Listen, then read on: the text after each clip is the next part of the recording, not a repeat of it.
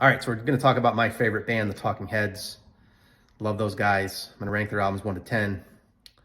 Starting off, number 1, Stop Making Sense. It's a live album. It is, I think, one of the greatest albums ever made.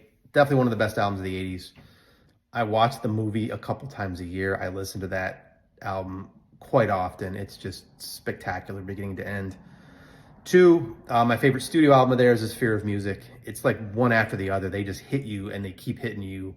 First 7 or 8 songs are just top shelf. Fear of Music is, I think, a spectacular album. 3, Remain in Light.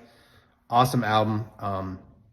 Again, beginning to end, man, they just hit you right off the bat. Actually, Phish did a cover of that whole album. They do a Halloween show where they pick an album to cover. They covered Remain in Light many years ago. I think you can find it on Spotify, maybe on YouTube. It's definitely worth a listen because Phish actually knocks it out of the park.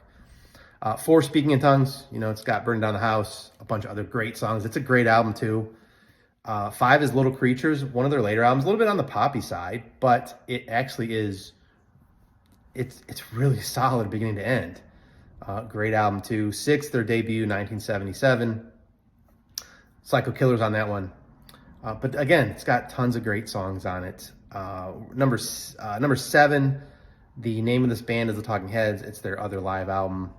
Fantastic, beginning to end. 8, More Songs About Building and Food. I think that was their second album. It's good. It's a good album.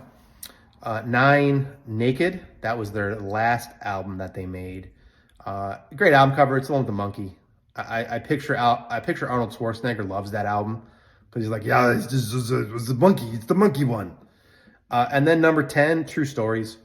It's okay. It was when they made the movie True Stories, which is a real trippy, bizarre movie that David Byrne made.